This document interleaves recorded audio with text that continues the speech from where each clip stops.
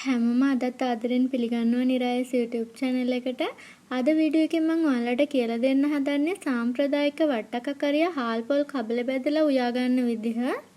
ඉතින් ඔන්න උයන්න පුරුදු වෙන කෙනෙකුට උනත් ලේසියෙන්ම මේ වට්ටක්ක කරිය හදා ගන්න විදිහ මම කියලා දෙන්නම්. ඉතින් අපි වැඩිපුර කාලය නාස්ති නොකර යමු වීඩියෝ එක බලන්න. මේ වගේ පෑන් එකක් මම ලිපේ තියලා තියෙනවා. හාල් ටිකයි පොල් ටිකයි බැද ගන්න තමයි හදන්නේ.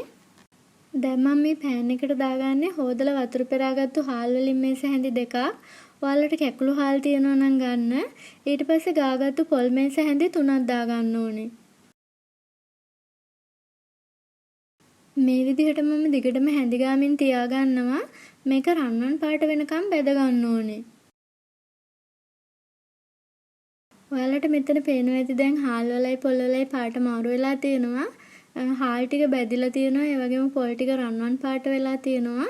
මෙන්න මේ වෙලාවේදී ලිප් ඔෆ් කරලා මේක ටිකක් නිවෙන්න තියන්න ඕනේ. දැන් අපි හාල් ටිකයි පොල් ටිකයි මේ ටිකත් එක්ක බ්ලෙන්ඩ් කරගන්න ඕනේ. මෙතන මම අරගෙන තියෙනවා අබතේ හැන්දකුයි සුද්ධ කරපු සුදු ලුණු බික් 3කුයි ගම්මිරිස් වලින් තේ හැඳි 1කුයි. ඊට පස්සේ මම මේකටම දාගන්නවා බැදගත්තු හාල් ටිකයි පොල් ටිකයි. මම මේකට වතුර අඬු කෝප්පෙන් භාගයක් දාගන්නවා. ඊට පස්සේ මම මේක අරගෙන යනවා බ්ලෙන්ඩ් කරගන්න. මෙන්න මේ විදිහට මම බ්ලෙන්ඩර් එක නවත්ත විනාඩි 3-4ක් මේක පේස්ට් එකක් වෙනකන් හොඳට බ්ලෙන්ඩ් කරගන්නවා. මම වට්ටක්ක කරියට දාන්න ගන්නේ උකු පොල් කිරි වලින් අඬු කෝප්පෙන් 1යි. මම දැන් ඒකෙන් ටිකක් මේ බ්ලෙන්ඩ් කරගත්තු මිශ්‍රණයට දාලා පොඩ්ඩක් හැන්දෙන් කලවම් කරගන්නවා. ඉතින් ඔයාලා කවුරු හරි අසනීප තත්ත්වයක් නිසා හරි වෙනත් හේතු නිසා හරි පිටිකල පොල් කිරි පාවිච්චි කරනවා නම් මේ වෙලාවේදී ඔයාලට පුළුවන් මේ අඬු කෝප්පෙන් 3 කාලක් වගේ වතුර අරගෙන මේස හැන්දෙන් 3ක් පිටිකල පොල් කිරි දාලා හොඳට දිය කරගන්න. ඔයාලා වතුර ගන්නකොට ටිකක් මද රසෙන් උණු වතුර ගන්න. පිටිකල පොල් කිරි මේස හැන්දෙන් 2මාරකුත් ඇති. ඒ විදිහට ඔයාලට අර පිරිමැස්මෙන් පිටිකල පොල් කිරි පාවිච්චි කරන්න පුළුවන්. මම මෙතන වළඳක් ලිපේ තියාගෙන තියෙනවා තාම ගින්දර ඕන් කරලා නැහැ. මම අද ගත්තේ වට්ටක්ක ග්‍රෑම් 350ක විතර කෑල්ලක්. ඒක මම මේ විදිහට හොදලා කෑලි කපලා තමයි මේ දාගන්නේ. මේකට මම එකතු කරගන්නවා ලියාගත් අමමිරිස් කරල් 3ක්, රම්ප කෑල්ලක් එකතු කරගන්නවා, කරපිංච කොළ ටිකක් එකතු කරගන්නවා. ඒ වගේම ලියාගත්තු රට්ටු ලුණු ගෙඩියකින් භාගයකුත් එකතු කරගන්නවා. අපි වට්ටක්ක තම්මනකොට වැඩිපුර වතුර එකතු කරගන්න හොඳ නෑ. වට්ටක්ක කෑලි වලත් වතුර තියෙනවා. ඒ වගේම ඔයාලා වැඩිපුර වතුර එකතු කරගත්තොත් එහෙම වට්ටක්ක කෑලි දිය වෙනවා. ඒ නිසා මම වතුර අඬු කෝප්පෙන් එකක් එකතු කරලා අඩු ගින්දරේ මේක පියනෙන් වහලා වැඩි වෙලාවක් තඹ ගන්නවා. මේ වෙලාවේදී ලුණු තේ හැන්දක් විතර එකතු කරගන්න. පස්සේ ලුණු මදි නම් බලලා දාගන්නවා. මේකට මම කහකුඩු තේ හැඳි 1මාරක් විතර එකතු කරගන්නවා. මම ගම්බිරිස් බ්ලෙන්ඩ් කරගත්තු නිසා මිරිස් කුඩු එකතු කරගන්නේ නෑ.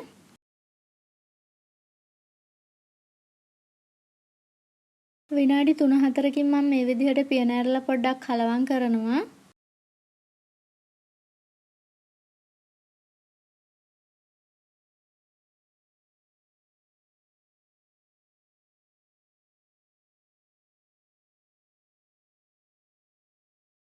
ආයෙත් මම පියන ඇරලා විනාඩි 5කින් විතර මේ හැඳි ගන්නෙ.